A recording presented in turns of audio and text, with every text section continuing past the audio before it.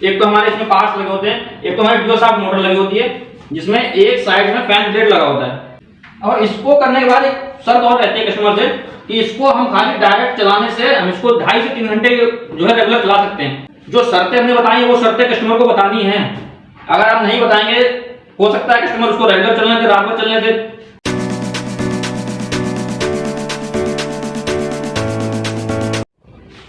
Hello भाई, A to Z technical institute Vikas Nagar Lucknow में आपका स्वागत है। आज आपको बताते हैं एक ऐसी चीज जिसके लिए शायद हमारे फील्ड में हर एक मैकेनिक को दिक्कतें उठानी पड़ती हैं। दिक्कत क्या आती है, हमारे विंडो एसी में कभी कभी फॉल्ट हो जाता है पीसीबी में।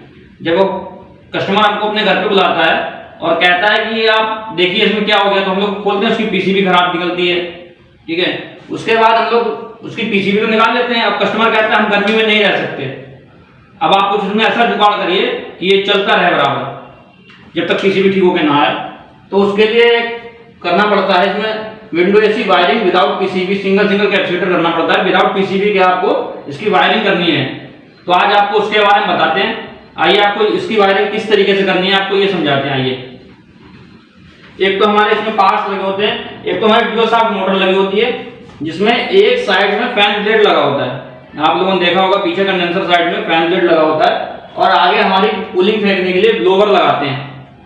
तो इसलिए हम उसको डबल शाफ्ट मोटर कहते हैं। एक साइड ब्लेड लगता है, एक साइड ब्लोवर लगा होता है। एक हमारी इसमें स्विंग मोटर लगी रहती है जो कि आगे हमारी हवा फेंकने जो ब्लेड होते हैं उनको जो है घुमाने का काम करती है। एक कंप्रेसर लगा होता है और दो इसमें कैपेसिटर लगे होते हैं। एक कैपेसिटर इसमें लगा होता है जो कि हमारी ड्यूल शाफ्ट मोटर को चलाता है जो कि 6 MFD का होता है, और एक हमारा 50 MFD का लगा होता है जो हमारे कंप्रेसर को वर्क करता है।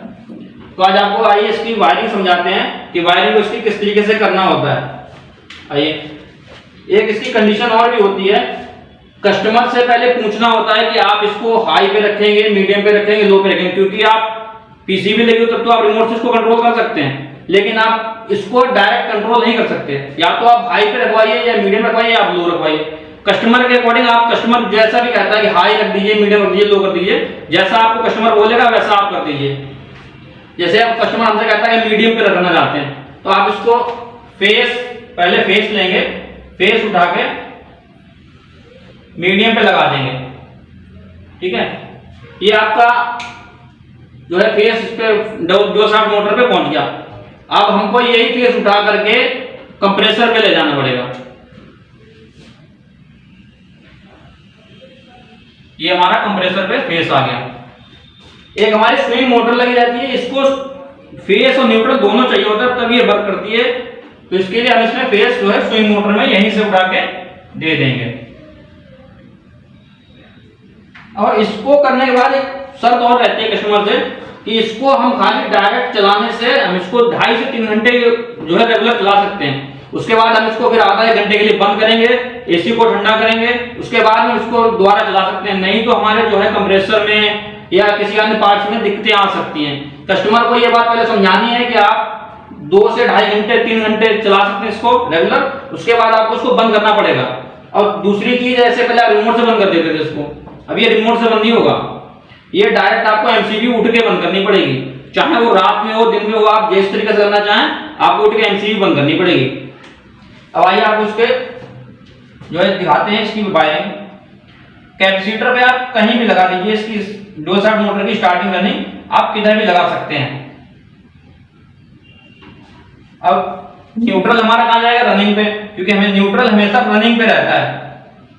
आपको ये चीज ध्यान रखनी है कि न्यूट्रल हमेशा रनिंग पे रहेगा क्योंकि स्टार्टिंग जो है वो सिग्नल रहती है। अब यही न्यूट्रल पहले इसको कंप्रेसर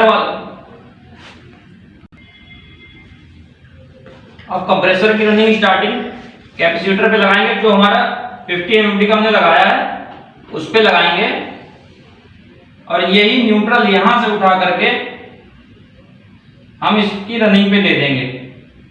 जो इसका रनिंग पॉइंट है कंप्रेसर का उस पे दे देंगे। अब हमारा एक स्विंग मोटर बची है, जो हम स्विंग मोटर को न्यूट्रल देंगे तो वो भी हम उठा के यहीं से दे देंगे इसकी रनिंग से ही। वायरिंग तो हमारी पूरी हो गई। जो शर्तें हमने बताई है वो शर्तें कस्टमर को बतानी है।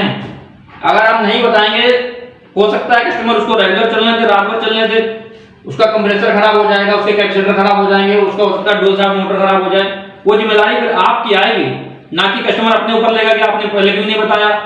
ठीक है, तो ये आपको शर्तें बतानी है। और ये वायरिंग जो है सिंगल कैपेसिटर की है, ना कि ये ड्यूअल कैपेसिटर की।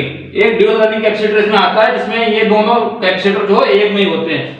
ये आपको सिंगल कैपेसिटर वायरिंग करके दिखाइए। अगर आपको सीखना है कोई भी मैकेनिकल का तो आप आ सकते हैं A to Z technical institute Vikasnagar Lucknow में। धन्यवाद।